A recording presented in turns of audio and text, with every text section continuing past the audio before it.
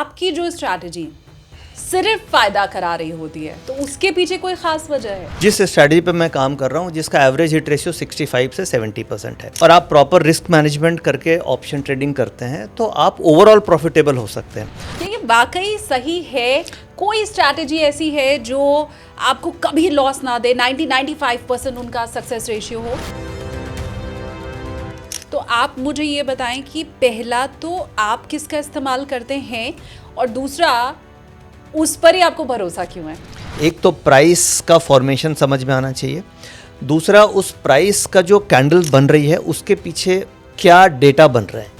अगर आपको ये दो चीज़ समझ में आ गई तो आप ऑप्शन में पैसे बना सकते हो। तो वो सब सारे फॉर्मूलेज की कैलकुलेशंस हैं जो आज के दिन में नए ट्रेडर्स जिनको बिल्कुल भी पता नहीं होता है वो इसको यूज़ कर सकते हैं। बायर सेलर दोनों के लिए काम करेगा ये? बिल्कुल। अगर जैसे बायर हो तो मुझे क्या टाइमिंग करनी होती है कि किस टाइम पे मैं बाई करूं तो तुरंत मुझे प्रॉफिट मिले।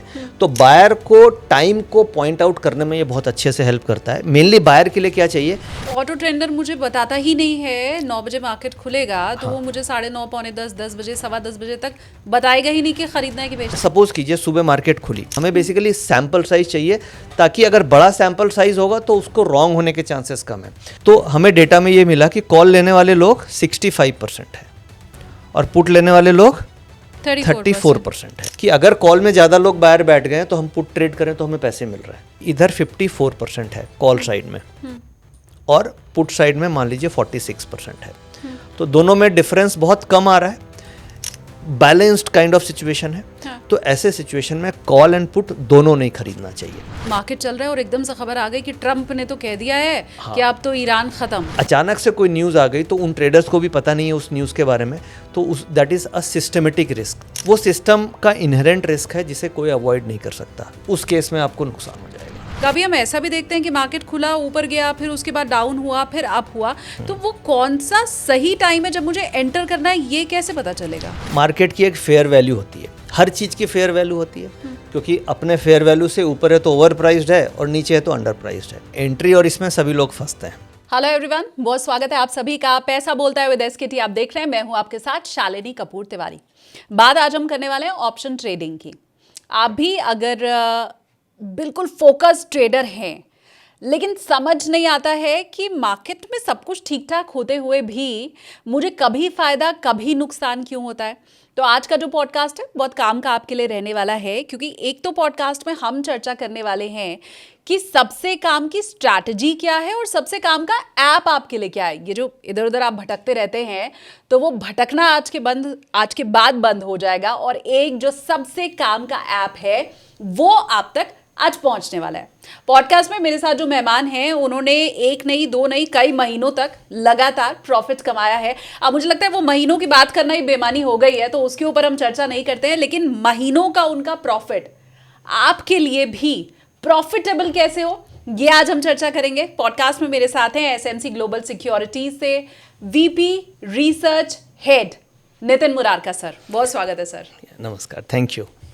तो इस बार मैं पूछूंगी नहीं कि कितने महीने हो गए जब लगातार आप प्रॉफिट में हैं, लेकिन ये मैं ज़रूर समझना चाहती हूँ कि स्ट्रैटेजी हर किसी की मार्केट में ज़रूर होती है और उस स्ट्रैटेजी पे चलते हुए कभी उनको फ़ायदा होता है कभी उनको नुकसान होता है। आपकी जो स्ट्रैटेजी सिर्फ फ़ायदा करा रही होती है तो उसके पीछे कोई ख़ास वजह है? नहीं, देखिए ऐसा नहीं है कि हमेशा ही फ़ायदा होता है। हर स्ट्रैटेजी का एक अपना हिट रेशियो होता है। तो जिस स्ट्रैटेजी पे मैं काम कर रहा हूँ जिसका एवरेज हिट रेशियो 65 से 70% है।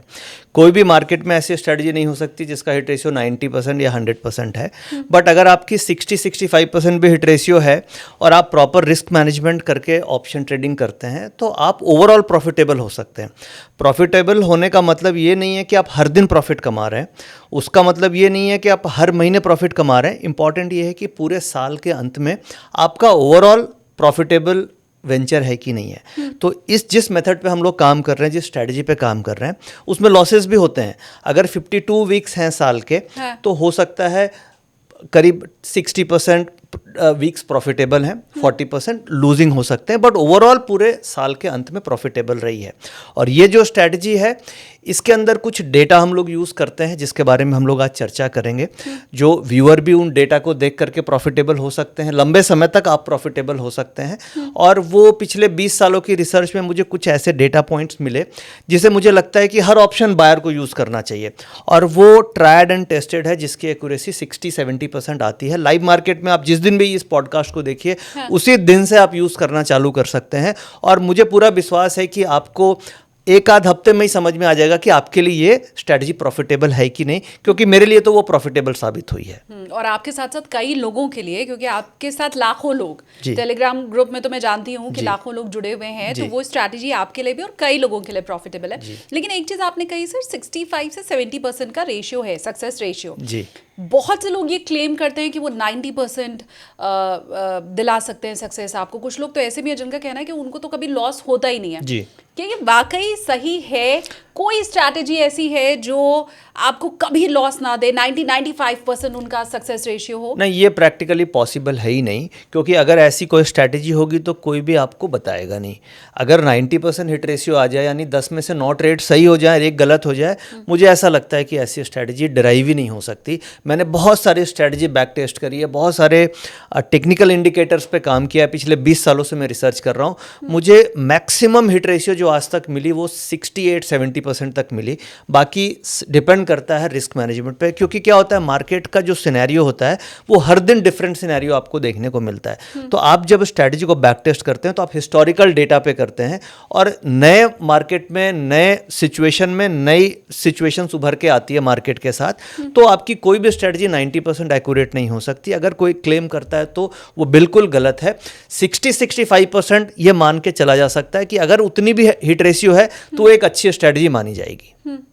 तो आपकी नज़र में अगर कोई ऐसा है, या किसी ने अगर आपको ये कहा है कि मैं तो तुम्हें फ़ायदा ही फ़ायदा कराने वाला हूँ, तो मुझे लगता है उससे सचेत हो जाने की ज़रूरत है। क्योंकि नितिन सर का एक्सपीरियंस, सर जी बिज़नेस से तो मैं ही आपको देख रही हूँ। जब मैं जी बिज़नेस में थी, मैं बिज़नेस जर्नलिस्ट हूँ, तो मुझे ही देखते हुए आपको तकरीबन 10 साल हो गए हैं, और उसके भी 10-12 साल पहले से आप कर रहे थे। तो एक ऐसा शख्स आपको ये बात बता रहा है जो ऑलरेडी 20-22-25 साल का अनुभव लेके यहाँ पर बैठे हुए हैं। तो कोई नया आकर के अगर आपको कह रहा है कि जी हम तो एकदम बस फ़ायदा ही फ़ायदा आपको कराएंगे, तो उसके झांसे में, मैं एग्जैक्टली ये शब्द इस्तेमाल करूंगी, उसमें फंसने की ज़रूरत नहीं है। आप सर सीधे मुद्दे के ऊपर अगर मैं आऊँ, क्योंकि मैंने भी एक नहीं हज़ारों ऐप मार्केट में देखे हैं। अब तो एआई स्पेशली फॉर मार्केट वाले एआईज आ चुके हैं, अलग अलग स्ट्रैटेजी सबकी है। तो आप मुझे ये बताएं कि पहला तो आप किसका इस्तेमाल करते हैं, और दूसरा उस पर ही आपको भरोसा क्यों है? देखिए, ऑप्शन ट्रेड करने के लिए मेनली 2 पॉइंट्स लोगों को आना चाहिए। एक तो प्राइस का फॉर्मेशन समझ में आना चाहिए, दूसरा उस प्राइस का जो कैंडल बन रही है उसके पीछे क्या डेटा बन रहे हैं। अगर आपको ये 2 चीज़ समझ में आ गई तो आप ऑप्शन में पैसे बना सकते हो। तो जब आप, जो भी ट्रेडर्स होते हैं उनको प्राइस फॉर्मेशन देखने के लिए आजकल जो भी ब्रोकिंग प्लेटफॉर्म है हर जगह चार्टिंग मिल जाती है, वो बहुत इजीली अवेलेबल है। बट डेटा क्या देखना है, और उस जो कैंडल्स बन रही है उसके अंदर वॉल्यूम्स कितना है, ओपन इंटरेस्ट कितना है, वो समझना जरूरी है। तो उसके लिए मैं देखता हूँ एसएमसी का ऑटो ट्रेंडर। ऑटो ट्रेंडर के अंदर जो हमारी रिसर्च टीम है, बेसिकली इसका इवॉल्व कैसे हुआ, मैं पिछले 20 सालों से कोर रिसर्च में नहीं हूँ, मैं एसएमसी के प्रोप्राइटरी डेस्क में एज अ ट्रेडर काम करता था, और 10 साल वहाँ पे मैंने टीम को लीड करी है एज अ ट्रेडर। जो मेरे साथ टीम होती थी, हम लोग ट्रेड करते थे लाइव मार्केट में कंपनी के प्रोप्राइटरी फंड्स पे 10 साल तक, और एक बड़े फंड्स पे काम करते थे। तो जब आप प्रैक्टिकली ट्रेड कर रहे हो तो आपको बहुत सारी चीज़ें लाइव मार्केट में दिखती है, क्योंकि आप बड़े फंड्स पे काम कर रहे हैं। तो उस दौरान पूरी टीम ने, हम लोगों ने मिलकर बहुत सारा रिसर्च भी किया, तो उसमें कई चीज़ें इवॉल्व होकर के आई कि ये इन डेटा की एक्यूरेसी इतनी है, ये डेटा काम करता है। फिर हम लोगों ने क्या किया, वो सारा डेटा को प्रोग्रामिंग करके एक प्लेटफॉर्म में कोड कर दिया, कोडिंग टीम ने, और फिर उसे हम लोग करीब 4-5 सालों तक वो प्रोप्राइटरी डेस्क ही यूज़ करती थी, वो पब्लिक के लिए अवेलेबल नहीं थी। बट पिछले 6 सालों में कंपनी ने डिसाइड किया कि इस सॉफ्टवेयर में जो डेटा है ये हम पब्लिक तक लेकर के जाते हैं, ताकि सबको इसका यूज़ करके फ़ायदा हो। तो पिछले 5-6 सालों से जो एसएमसी का ऑटो ट्रेडर है वो पब्लिक के लिए अवेलेबल है, और उसके अंदर जो रिसर्च है वो जो हार्डकोर ट्रेडर्स आर्बिट्राज में होते थे, जिन्होंने लाइव मार्केट में बड़े फंड्स पे ट्रेड करते थे, प्लस इसके अलावा जो एसएमसी के मेंटर हैं मिस्टर डीके अग्रवाल सर, उनका एक्सपीरियंस पिछले 30 से 40 सालों का है ट्रेडिंग का, और उनके एक्सपीरियंस के कई सारे फॉर्मूलेज इसमें उन्होंने डलवाए हैं। तो वो सब सारे फॉर्मूलेज की कैलकुलेशंस हैं जो आज के दिन में नए ट्रेडर्स जिनको बिल्कुल भी पता नहीं होता है वो इसको यूज़ कर सकते हैं। यानी मेरा 20 साल का एक्सपीरियंस, मेरे जो मेंटर हैं मिस्टर डीके अग्रवाल सर, उनका 30-35 साल का एक्सपीरियंस, और उनके साथ बहुत सारे ट्रेडर्स जो कम से कम 100 करोड़ के फंड पे काम कर रहे हैं, उनका एक्सपीरियंस का जो कंक्लूजन है वो इस सॉफ्टवेयर के अंदर डाला है एज अ लेमैन लैंग्वेज में, जिसकी एक्यूरेसी 65-70% तक आती है, और आप लाइव देख सकते हो। वो है एसएमसी ऑटो ट्रेडर। उसके अंदर वेरियस डेटा पॉइंट्स हैं जिसके बारे में हम लोग बातचीत करेंगे। उस डेटा को देख के आप लाइव मार्केट में ट्रेड कर सकते हैं। नहीं, पर ऐसा तो नहीं कि क्योंकि आपका अनुभव बहुत पुराना है, मैं तो जो मेरे ट्रेडर भाई बंधु हैं उनके काम की बात पूछने जा रही हूँ कि मार्केट तो पल पल बदल रहा है। हाँ। तो इसमें क्या आप लोग अपग्रेड भी करते रहते हैं? क्योंकि 20 साल पहले का जो अनुभव है और जो सीख है वो अब भी चल रहा हो, ये थोड़ा मुश्किल लगता है। नहीं, मार्केट में अपग्रेडेशन चलती है, बट क्या है, पुराने डेटा, जिस प्राइस एक्शंस और मार्केट का जो सेंटिमेंट्स है वो करीब करीब नए ट्रेडर्स आते हैं तो और ज़्यादा इवॉल्व होकर के आती है। सॉफ्टवेयर में रेगुलर अपडेट आता है, बट जो हिस्टोरिकली हम लोगों ने बैक टेस्ट किया और करंट लाइव मार्केट में हम लोग पिछले हर दिन एवरीडे हम लाइव इस पे ट्रेड करते हैं, तो अभी भी हमें एक्यूरेसी 65-70% लाइव मार्केट में मिलती है। और अगर कुछ चेंजेस होते हैं, जैसे अभी आप देखिए, अभी एक ऑक्शन का एक नियम आया है जिसमें मार्केट की जो टाइमिंग है वो इंक्रीज़ कर दी गई है 3:45 तक, और उसमें 3:15 से लेके 3:45 तक ऑक्शन मार्केट होती है। अब उसमें क्या होता है, ऑप्शंस के कॉल एंड पुट के दोनों के प्रीमियम डिके होने लग रहे हैं ड्यूरिंग द डे।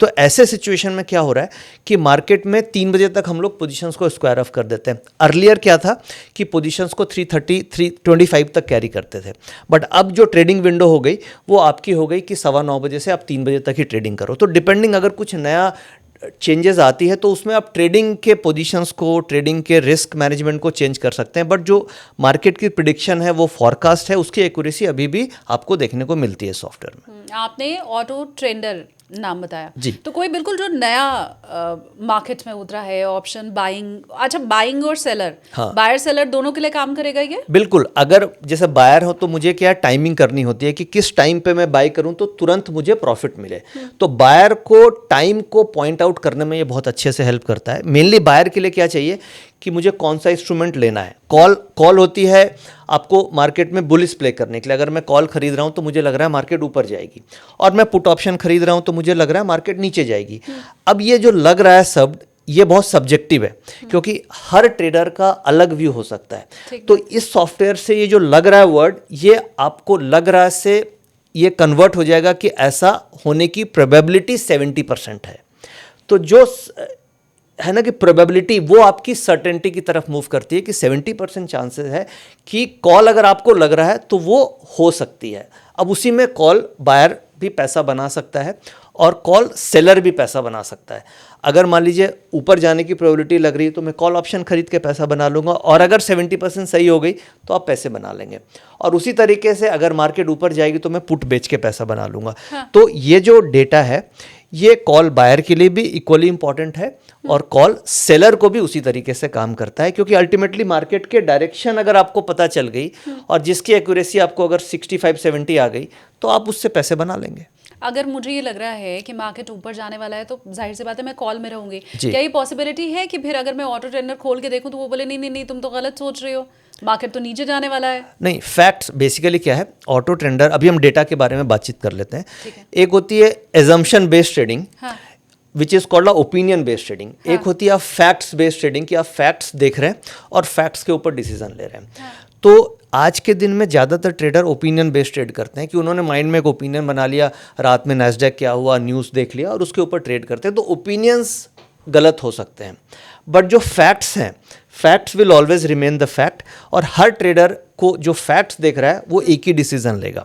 तो जब आप ऑटो ट्रेडर देख रहे हैं और उसमें जो फैक्ट्स बन रहे हैं, जो लाइव आपको फैक्ट्स दिख रहे हैं कि ये चेकलिस्ट हैं, ये फैक्ट्स हैं, और उसके ऊपर आप ट्रेड करोगे, और आपको हिस्टोरिकली अगर उसके ऊपर प्रॉफिट आया तो आपका कॉन्फिडेंस भी ज़्यादा रहेगा। तो ये बेसिकली आपको फैक्ट बेस्ड ट्रेडिंग करने में हेल्प करता है। और ये जो सॉफ्टवेयर है इसमें हम लोग नॉर्मली ट्रेडिंग रिकमेंडेशन ये देते हैं कि आप 10:30 से 11 बजे के बाद ट्रेड कीजिए, क्योंकि 9:15 बजे मार्केट खुलेगी, और इंट्राडे ट्रेडिंग में ये हेल्प करता है आपको। तो फैक्ट जो मार्केट के बनेंगे उसमें आपको 1-2 घंटा देना पड़ेगा, क्योंकि जो लाइव ट्रेडिंग होगी, ओपन इंटरेस्ट बनेगा, वॉल्यूम बनेगा, पीसीआर बनेगा, उसके फैक्ट्स को देख के आप डिसीजन लेंगे। तो ट्रेडिंग विंडो आपकी 10 बजे के बाद से 3 बजे तक बनती है, और फैक्ट ऑब्जर्वेशन 9:15 बजे से 10 बजे तक का पर होता एक फैक्ट ये भी तो है ना कि डॉ जोन्स और नैस्डैक रात में क्या बंद हुआ है। हाँ। सुबह मेरा मार्केट उस हिसाब से ही खुलेगा। हाँ। तो मेरे हिसाब से तो ये बड़ा फैक्ट है और सदियों से चला आ रहा फैक्ट है। तो जैसे ही मार्केट खुलेगा मैं एंटर कर जाऊंगी। नहीं, तो वो हो गया ओपनिंग फैक्ट। ओपनिंग इमोशन के बेसिस पे होती है, क्योंकि रात में क्या हुआ वो आपके इमोशन में है, और आप उसमें ओपनिंग में वो डिस्काउंट हो गया। अब जब मार्केट सपोज ओपन हो गई और मान लीजिए गैप अप या गैप डाउन हो गई, उसके बाद नई पोजीशंस मार्केट में क्रिएट होने लगती है, तो वो फैक्ट्स क्रिएट होते हैं और उसके ऊपर मार्केट बिहेव करती है।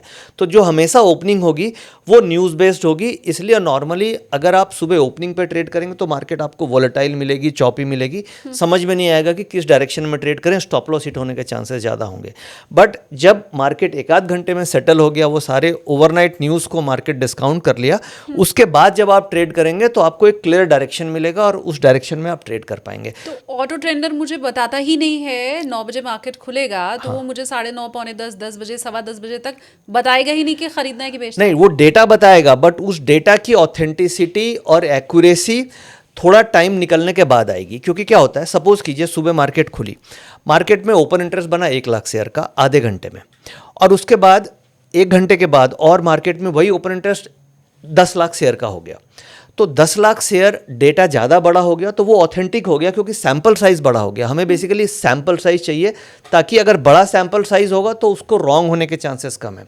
छोटा सैम्पल साइज़ होगा तो वो सैम्पल साइज़ चेंज हो सकते हैं। तो इसलिए मार्केट कम से कम 1-1.5 घंटे चलने के बाद आपको सैम्पल साइज़ बड़ा मिलता है, और जिसकी एक्यूरेसी ज़्यादा आती है। तो मतलब मार्केट खुलने के तुरंत बाद घुसना नहीं है मार्केट में। हाँ। 1-1.5 घंटे बाद, 1 घंटे करीब, क्योंकि उस समय डेटा बनता है और उसके बाद फिर आपको डिसीजन लेना है। 10:30। हाँ, 10:30 ऑनवर्ड्स कर सकते हैं। अभी मैं आपको डेटा दिखाता हूँ कैसे कैसे करना है। हाँ। अब जैसे मान लीजिए ये ऑटो ट्रेडर का आप देख रहे हैं स्क्रीन, और निफ्टी और बैंक निफ्टी, इसका पीसीआर डेटा आपको सामने दिख रहा है। अब इसमें 2-4 बहुत अच्छे फीचर्स हैं। जैसे मान लीजिए निफ्टी है, तो पीसीआर डेटा ये होता है कि पुट कॉल रेशियो के इम्बैलेंस को कैच करता है। आजकल सेंसेक्स की भी वीकली एक्सपायरी होती है, और सेंसेक्स भी बहुत एक्टिवली ट्रेड होता है। तो हम लोगों ने एक इंडिकेटर डेवलप किया है जो निफ्टी और सेंसेक्स का कंबाइंड पोजीशंस को इंडिकेट करता है। यानी कि निफ्टी और सेंसेक्स इन दोनों में बुलिश या बेयरिश पोजीशंस बन रही है, तो उन दोनों के ओपन इंटरेस्ट को कंबाइन करके आपको एक इंडिकेटर बना देगा, जो किसी भी प्लेटफॉर्म पे आपको नहीं मिलेगा। और इसकी एक्यूरेसी कम से कम 65-70% लाइव मार्केट में मिलती है। जैसे आज जिस दिन हम लोग पॉडकास्ट कर रहे हैं, आप ये देखिए एनएसई की वेबसाइट मैंने अभी खोली है, और ये डेट 12 अगस्त की बात है। और अगर आप लाइव मार्केट देखिएगा तो ये देखिए ऊपर से निफ्टी सुबह से ही मार्केट गिर रही थी, और लास्ट में 2 बजे के बाद मार्केट में एक रिकवरी हमें देखने को मिली। यानी सुबह 9 बजे के बाद खुलने के बाद 10 बजे से मार्केट गिरनी चालू हो गई। अब इस मेथड के हिसाब से हमें 10 बजे के बाद ट्रेड लेना है, करेक्ट। 10 बजे मार्केट आप देख सकते हैं करीब 24,400 के आसपास थी ये, 24,400 के आसपास है। और उसके बाद 1 बजे तक मार्केट का जो बॉटम बना 24,293 बना। अब अगर हम डेटा में देखें कि डेटा में क्या सिग्नल्स मिल रहे थे, तो अगर आप ये डेटा को देखिए 9:30 ऑनवर्ड्स सिग्नल्स आपको सेल के आ रहे हैं, यानी मार्केट खुलते ही आपको ये इंडिकेट कर रहा है कि हमें बाइंग नहीं करनी है, करेक्ट। अब ये सिग्नल 10 o'clock 10 बजे के बाद और स्ट्रांग होते चले जाएंगे, और इसके बाद आप ट्रेड ले सकते हैं।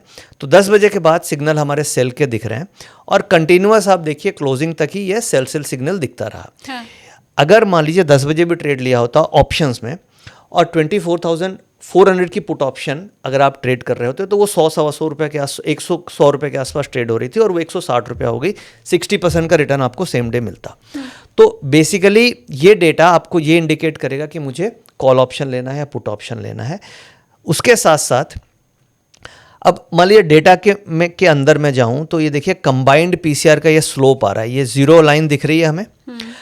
अब जीरो लाइन से नीचे अगर ये जीरो लाइन आ रही है और जीरो लाइन से अगर हम लोग नीचे ट्रेड हो रहे हैं तो कंटिन्यूअस ये एक तरीके से सेल सिग्नल हमें दिख रहा है, निफ्टी और कंबाइंड पीसीआर दोनों। तो अगर ऐसा सिग्नल बन रहा है तो कभी भी किसी भी केस में हमें कॉल ऑप्शन नहीं लेना है, पुट ऑप्शन की तरफ ट्रेड करना है। ओके। अब इसका और एक लॉजिकल डेटा मैं आपको एक्सप्लेन करता हूँ कि मान लीजिए ये 72% और 27% क्या है।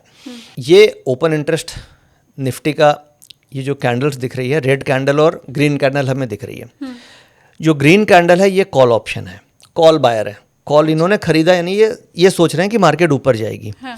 और ये जो रेड कैंडल है ये पुट वाले लोग हैं, ठीक है। यानी दो तरीके के ट्रेडर्स होते हैं, एक कॉल लेने वाला जिसको लग रहा है तेजी है और एक पुट लेने वाला जिसको लग रहा है मंदी है। अब इस प्लेटफॉर्म पे हम लोगों ने ये कैलकुलेट किया कि कितने कॉल लेने वाले हैं और कितने पुट लेने वाले हैं। ओके। टोटल पूरे 23,900 से लेके 24,900 तक पूरा जितने भी कॉल आज मार्केट, हाँ पूरे मतलब मार्केट 24,400 पे है, तो यहाँ से ऊपर 500 पॉइंट ऊपर, 500-600 पॉइंट ऊपर और 500-600 पॉइंट नीचे, 500 पॉइंट ऊपर नीचे कैलकुलेट किया कि कॉल लेने वाले लोग कितने हैं, पुट लेने वाले लोग कितने हैं। तो हमें डेटा में ये मिला कि कॉल लेने वाले लोग 65% है और पुट लेने वाले लोग 34% है। यानी कि लोग कॉल में ज़्यादा बैठे हैं, लोगों को लग रहा है कि मार्केट ऊपर जाएगी। हाँ। और हमेशा मार्केट कॉन्ट्रेरियन ओपिनियन पे चलती है। जैसा कि सेबी का डेटा बोलता है कि 90% ऑप्शन बायर लॉस करते हैं। हाँ। तो वो लॉस इसलिए कर रहे हैं क्योंकि मार्केट, अगर वो बायर हैं तो मार्केट रिवर्स जा रही है, तभी उनका लॉस हो रहा है।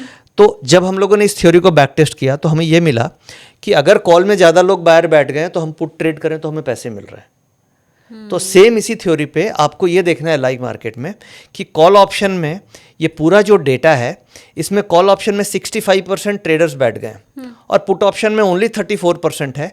और ये रेशियो करीब करीब डबल का फर्क है। बिल्कुल। इसका मतलब मैं अगर पुट ऑप्शन में ट्रेड करूं, यानी कि मार्केट में बियरिश व्यू के साथ ट्रेड करूं, तो मेरे को प्रॉफिट मिलने के 70% चांस है। 30% लूजिंग चांस हो सकते हैं, हाँ। बट स्टिल 70% चांस है। और इसी थ्योरी को हम लोगों ने बैक टेस्ट किया पिछले 10 सालों को। अभी तो वीकली एक्सपायरी आ गई, अर्लियर मंथली एक्सपायरी होती थी। तो पिछले 10 साल को अगर आप बैक टेस्ट करेंगे तो आपको 65 से 70% एक्यूरेसी मिलेगी। अरे पिछले 10 साल छोड़ दीजिए सर, मेरे व्यूवर जो इस समय देख पा रहे होंगे वो ये समझ पा रहे होंगे कि वो क्यों ये कहते हैं क्यों? कि जिधर मैं जाता हूँ उधर ही गड़बड़ क्यों होती है। करेक्ट। जब मैं बेच रहा होता हूँ तो ही मार्केट ऊपर चला जाता है, जब मैं खरीद रहा होता हूँ तो ही मार्केट नीचे चला जाता है। Correct. और ये ज्यादातर लोगों के साथ होता ही होता है। Correct. तो वो दिखाई दे रहा है। ये तो आज की तारीख का आपने आज का ही खोल के बता दिया Correct. कि ज्यादातर लोग कॉल में बैठे हैं। हाँ। मार्केट डाउन गया वो तो हमने देख ही लिया Correct. आज। बिल्कुल। तो इसका मतलब ज्यादातर लोग लॉस में रहे। और इसी से कैलकुलेट होके आती है पीसीआर रेशियो। पीसीआर रेशियो क्या होता है? पीसीआर रेशियो का फॉर्मूला होता है पुट का change in open interest divided by call का चेंज इन ओपन इंटरेस्ट। अब ये पुट कितना है? 34, यानी मान लीजिए 34 और कॉल कितनी है? 65। तो ये रेशियो मैं निकालूंगा तो लेस देन 1 आ जाएगी, क्योंकि 34 डिवाइडेड बाय 65, तो पीसीआर इज लेस देन 1, इसका मतलब बियरिश सिचुएशन है। And PCR is greater than 1, इसका मतलब पॉजिटिव साइन है। एक और तरीका है, मुझे सुबह सुबह अगर लग रहा है कि मार्केट डाउन होने वाला है तो उल्टा कर लो काम। उल्टा कर लो। बट ये क्या है, ये जो लोग आ रहे हैं ना, ये धीरे धीरे मार्केट में आते हैं। क्यों 10 बजे के बाद ट्रेड करना चाहिए? क्योंकि 9:15 बजे खुलते ही सारे लोग तो मार्केट में आएंगे नहीं, सुबह कम लोग होंगे, तो वो ड्यूरिंग द मार्केट हो सकता है अपनी पोजीशंस चेंज कर लें, क्योंकि कम सैंपल साइज होगा तो मार्केट मूव कर सकती है। बट ज़्यादा सैंपल साइज हो जाएगा तो मार्केट फिर मूवमेंट होने के रिवर्स चांसेस कम होते हैं। तो इसलिए अगर आप 10 बजे के बाद ट्रेड करेंगे तो बहुत सारे लोग आकर के फंस चुके हैं, फिर आप उनको देख करके ट्रेड कर रहे हो। हाँ, करेक्ट। तो इस तरीके से अगर आप ये डेटा को इस नज़रिए से देखेंगे तो आपको एक्यूरेसी मिलेगी। मुझे एक चीज़ आप और बताइए सर, ये जो ऑटो ट्रेनर है ये क्या लाइव हमें बता रहा होता है, या मार्केट में जो हो गया 2 मिनट 5 मिनट 10 मिनट पहले तो उसको ये कैलकुलेट करके और फिर शो कर रहा होता है? ये जो डेटा आता है ये एक्सचेंज हमें हर 3 मिनट पे देता है। तो जो चेंज इन ओपन इंटरेस्ट का डेटा आपको मिलेगा एवरी 3 मिनट पे एक्सचेंज की तरफ से वो डेटा रिलीज होता है। ऑटो ट्रेडर के अंदर ये सॉफ्टवेयर हम हर 3 से 4 मिनट में अपडेट कर देते हैं। तो इससे क्या है, आपको सारा डेटा लाइव मिलता है। और ये जो पोजीशंस क्रिएट होती है ओपन इंटरेस्ट की, ये जब लाइव क्रिएट होती है तो इसके बेसिस पे आप एनालाइज कर लेते हैं कि लाइव मार्केट में जो पब्लिक बैठ रही है वो कॉल में जा रही है या पुट में जा रही है। अगर कभी कभी ये जो रेशियो हम लोग देख रहे हैं, ये रेशियो मान लीजिए ऐसा है कि इधर 54% है कॉल साइड में और पुट साइड में मान लीजिए 46% है, तो दोनों में डिफरेंस बहुत कम आ रहा है, बैलेंस्ड काइंड ऑफ सिचुएशन है।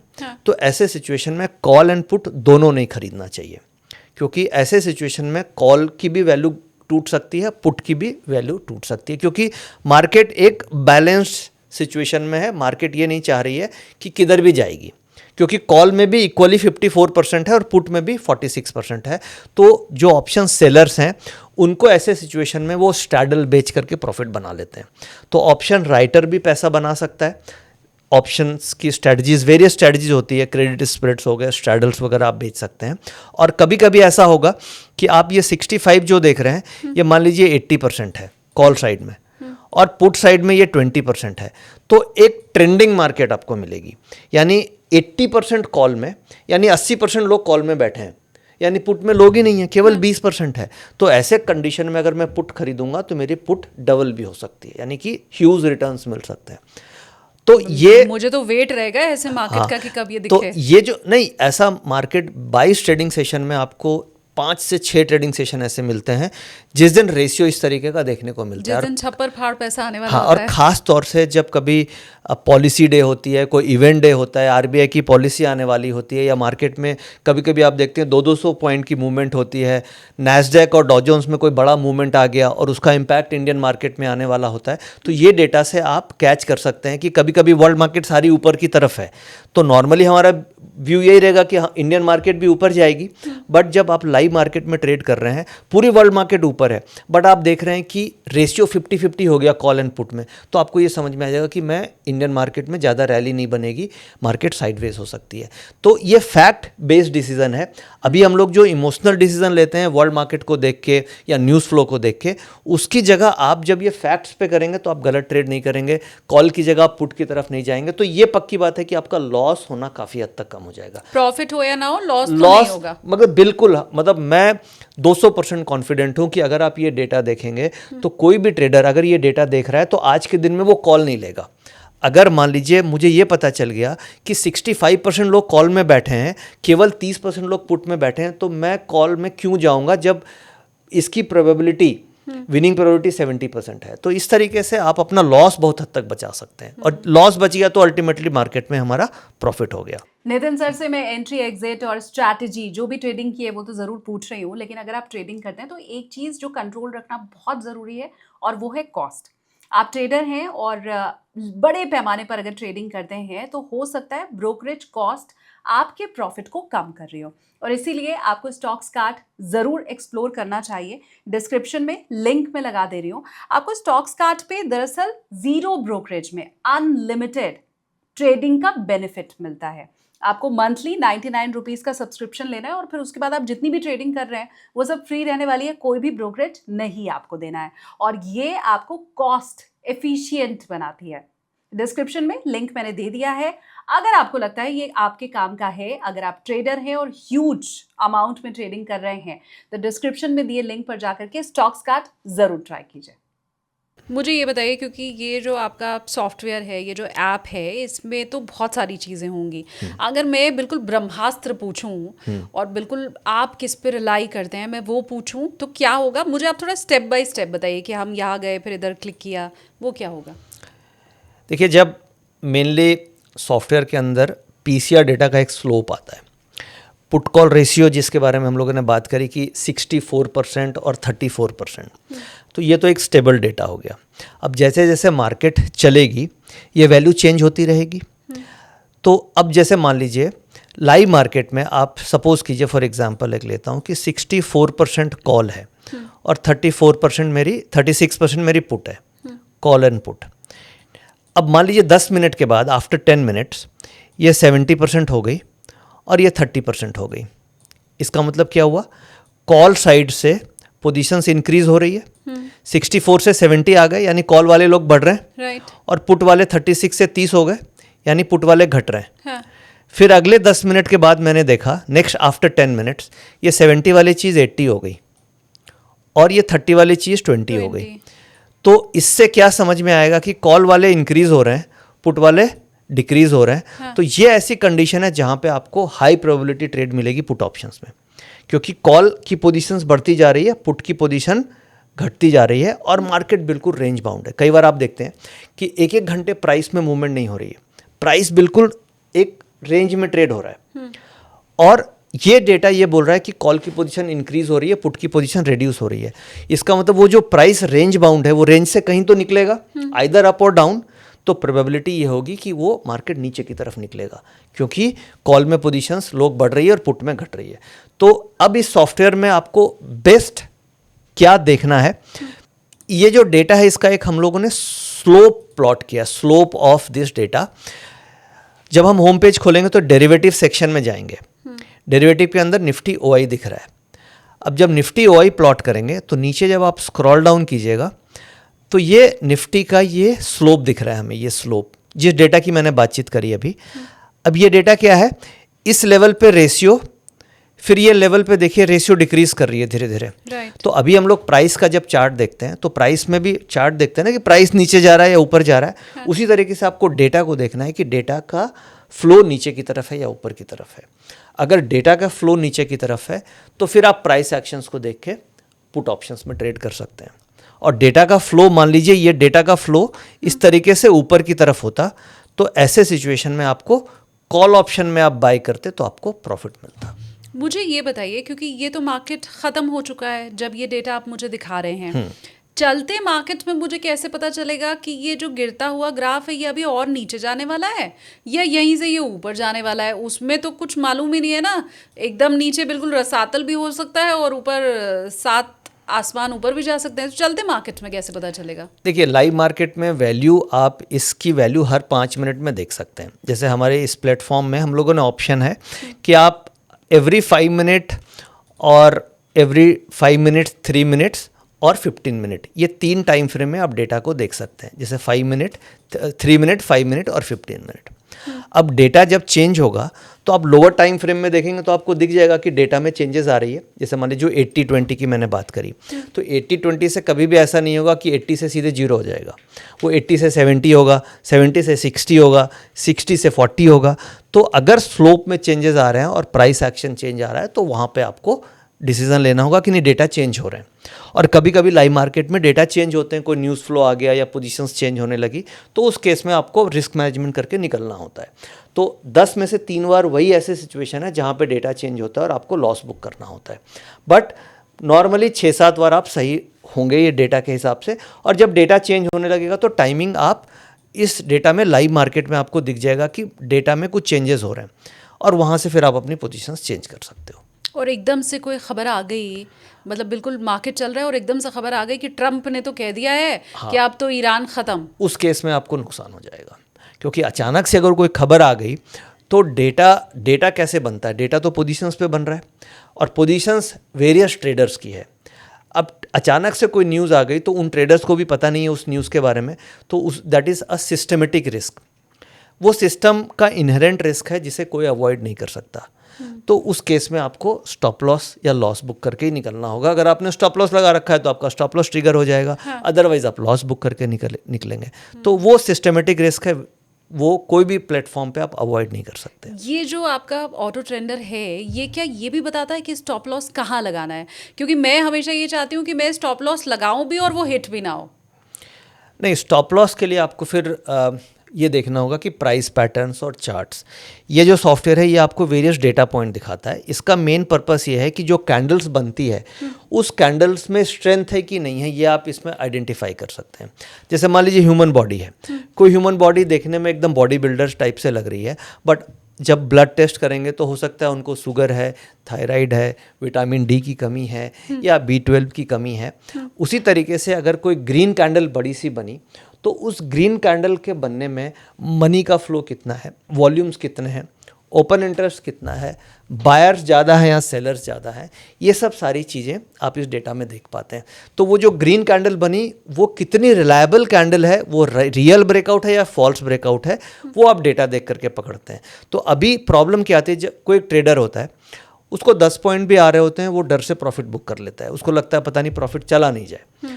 जब आप ये डेटा देख रहे होते हैं तो आप फिर पोजीशंस को होल्ड कर पाएंगे कि चलो अभी तो 10 ही पॉइंट आ रहे हैं, डेटा तो स्ट्रांग है, मैं 20, 25, 30 पॉइंट तक ऑप्शन होल्ड करता हूँ और डेटा और स्ट्रांग हो गया तो और आप लंबा होल्ड कर पाते हैं, तो उससे आपकी होल्डिंग कैपेसिटी बढ़ती है, रिस्क मैनेजमेंट आप प्रॉपर कर पाते हैं। कई बार आज के समय में ट्रेडर्स का क्या होता है, छोटा सा भी लॉस हुआ वो पैनिक में पोजीशंस को स्क्वायर ऑफ कर देते हैं क्योंकि इमोशनल वहाँ पे उनको डर लगने लगता है। बट जब आप डेटा देख रहे हैं कि नहीं ये जो नीचे जा रहा है इसमें मुझे और बाइंग करनी चाहिए क्योंकि डेटा पॉजिटिव है, तो आप अपनी पोजीशंस को होल्ड करते हैं, आप और एवरेज करते हैं और फिर फाइनली आप प्रॉफिट में निकल पाते हैं। तो जो डर है या जो लालच है उसको कंट्रोल करने में ये आपको डेटा से बहुत हेल्प मिलती है। ये मुझे बहुत अच्छा लगा कि सर ने क्लियरली आपको बता दिया कि नहीं ऐसी तो अगर कोई न्यूज़ आ जाएगी तो फिर तो आपको घाटा बुक करना ही पड़ेगा, उसके अलावा कोई रास्ता है नहीं। और स्टॉप लॉस की भी जब मैंने बात की तो सर ने क्लियरली बता दिया कि ये जो आपको ऑटो ट्रेंडर है वो इस मामले में मदद नहीं करता है। तो इट इज़ गुड, क्योंकि बहुत से लोग ऐसे होते हैं ना जो आपको बस भरमाते रहते हैं और कुछ ना कुछ बताते रहते हैं, तो कम से कम ऐसा नहीं है। मुझे ये आप बताइए कि ऑटो ट्रेंडर क्या मुझे ये बता देगा कि ये जेन्युइन ट्रेंड है या नहीं है, ये बिल्कुल। फॉल्स ब्रेकआउट है? बिल्कुल, जैसे मैंने अभी बातचीत करी कि जो कैंडल्स बन रही है उस कैंडल को बनाने में डेटा पॉजिटिव है या नहीं है। जैसे मान लीजिए एक बड़ी सी प्राइस एक्शन हुई ऊपर की तरफ तो ग्रीन कैंडल बनेगी। अब वो जो रेशियो मैंने अब हम लोगों ने बात करी कि 80% और 20%, वो जब ग्रीन कैंडल बनी उसमें वो 80 से 85 हो गई कॉल साइड में और पुट साइड में वो घट गई। इसका मतलब क्या हुआ, वो फॉल्स कैंडल है क्योंकि कॉल साइड में इंक्रीज हो गई और प्राइस ऊपर नहीं जाना चाहिए। हाँ। तो ये बिल्कुल आपको बता देगा कि जो ब्रेकआउट्स हो रहे हैं वो फॉल्स ब्रेकआउट हैं या रियल ब्रेकआउट्स हैं, और इससे बहुत बार हमारी ट्रेडिंग में हम बच पाएंगे। तो ये बहुत अच्छे से उसमें हेल्प करता है और ख़ास तौर से स्टॉक्स में भी बहुत अच्छे से ये काम करता है। स्टॉक्स के बहुत सारे डेटा जो हम लोग इंडेक्स का डेटा देखते हैं वो स्टॉक्स का डेटा आप देख सकते हैं। मान लो आप रिलायंस ट्रेड करते हैं, आप इन्फोसिस ट्रेड करते हैं और कई बार रिजल्ट्स आते हैं। अब जैसे मान लो रिलायंस का रिजल्ट डे है तो रिजल्ट आने के 4-5 दिन बिफोर से ही मार्केट में पोजीशंस बननी चालू हो जाती है क्योंकि रिजल्ट्स में उसका प्राइस एक्शंस होता है। तो रिजल्ट्स आने के पहले डिलीवरी पोजीशंस उठने लग जाएगी, ओपन इंटरेस्ट बनने लग जाएगा। तो जब रिजल्ट सीजन होता है तो हम लोग इसमें डेटा देखते हैं और उससे ये कैच हो जाएगा कि बिफोर रिजल्ट 4-5 दिन पहले आप कैसे स्टॉक का मूवमेंट आने वाला है। तो वहाँ पे भी ये बहुत अच्छे से आपको हेल्प करता है। अब मुझे ये बताइए, मैंने ऑटो ट्रेंडर ले लिया, ये एक ही ऐप मेरे लिए काफ़ी है, मैं बस इस पे ही रिलाई करके मार्केट में काम करता चला जाऊं, या अभी इसके अलावा भी कुछ है जो मुझे ख़रीदना पड़ेगा, जिसका पेड सब्सक्रिप्शन मुझे लेना पड़ेगा, या ये एकमात्र रास्ता काफ़ी है? डेटा के पॉइंट ऑफ व्यू से आपको इसमें जो रिक्वायर्ड डेटा पॉइंट्स हैं वो आपको सारे मिलते हैं।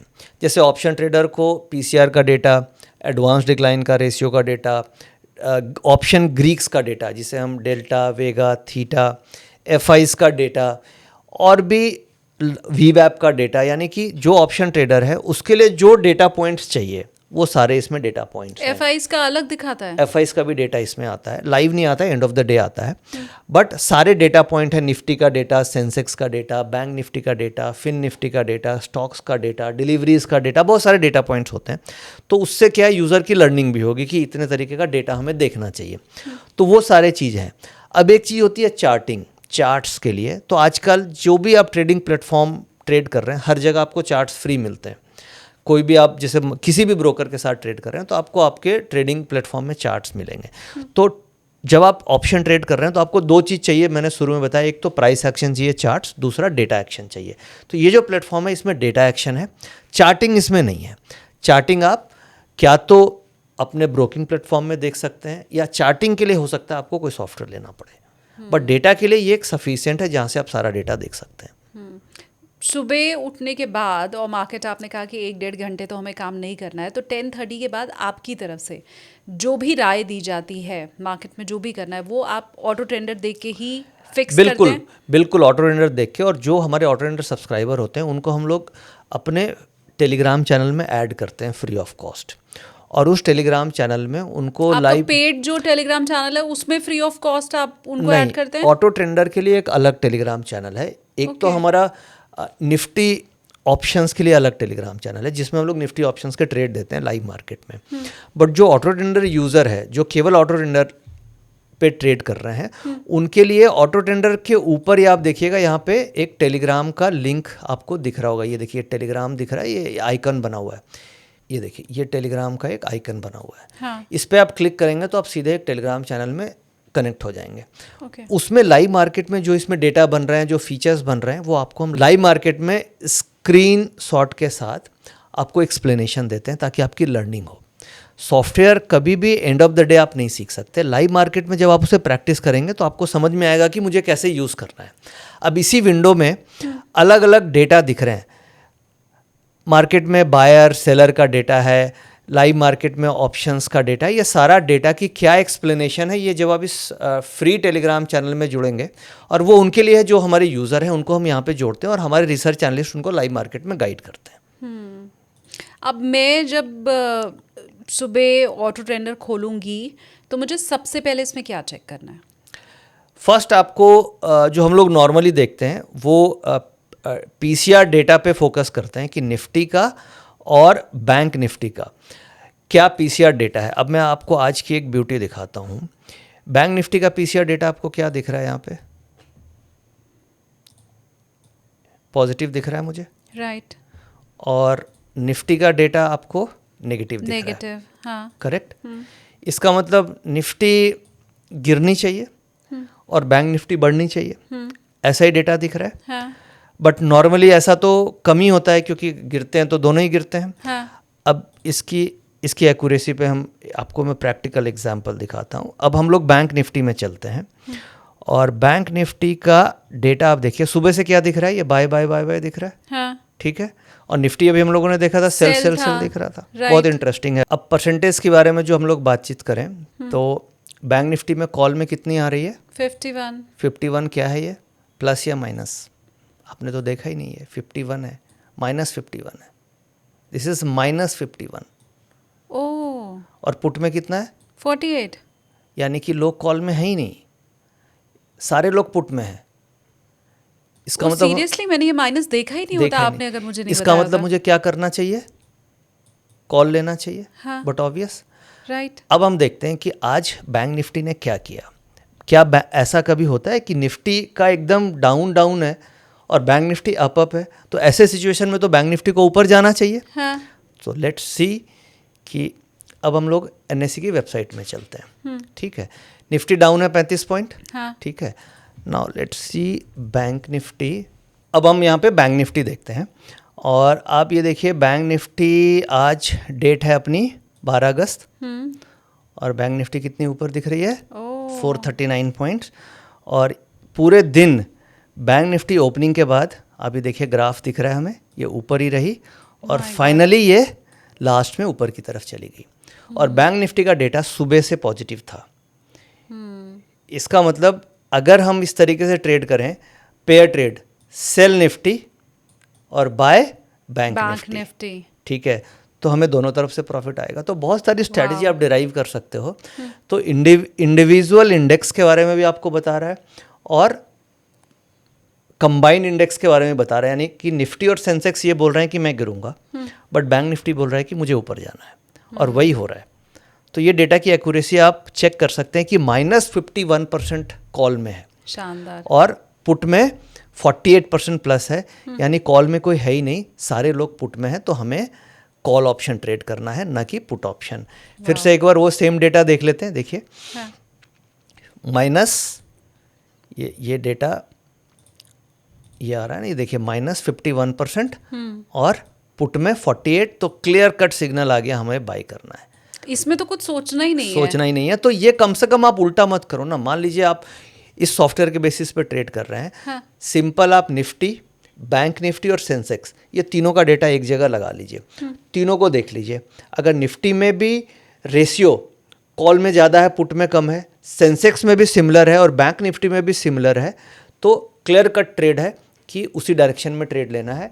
मान लीजिए मैं एक एग्जांपल लेता हूँ कि कॉल और पुट, ठीक है, और निफ्टी में 80 और 20 है, ठीक है, सेंसेक्स में से 60 है और 40 है, और बैंक निफ्टी में से 65 है और 35 है। ऐसी सिचुएशन कई बार मिलेगी आपको। तो क्लियर क्या होगा, तीनों इंडेक्स ये बोल रहा है कि मैं कॉल में ज़्यादा हूँ। हाँ, जब तीनों में क्लियर एक ही साइड डायरेक्शन है तो मुझे क्या करना है, पुट पुट में लेना जाना है। और अगर ऐसी सिचुएशन बनी और ये 22 ट्रेडिंग सेशन में आपको कम से कम 15 बार ऐसा मिलेगा, यानी कि 22 ट्रेडिंग सेशन में आप 15 बार ही प्रॉफिट बना सकते हो सही डायरेक्शन में होकर के। राइट। और अगर सपोज ये रिवर्स हो गई, ये कॉल की जगह ऐसी सिचुएशन पुट में है, हाँ। तो उस केस में मुझे कॉल लेना है। सिंपल, और कुछ भी नहीं देखना है। ट्रेडिंग कॉम्प्लिकेटेड नहीं है। ट्रेडिंग को हम लोग कॉम्प्लिकेटेड बनाते हैं 10 इंडिकेटर्स को यूज़ करके।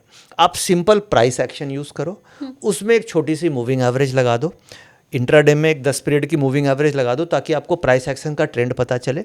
और ये इंडिकेटर आप ले लो, इसके ऊपर अपना ट्रेड डिसीजन निकाल लो। हाँ। कि निफ्टी, सेंसेक्स और बैंक निफ्टी। बैंक निफ्टी इसलिए इंपॉर्टेंट है क्योंकि बैंक निफ्टी का वेटेज निफ्टी में 37% है, तो बैंक निफ्टी इंपॉर्टेंट हो गया।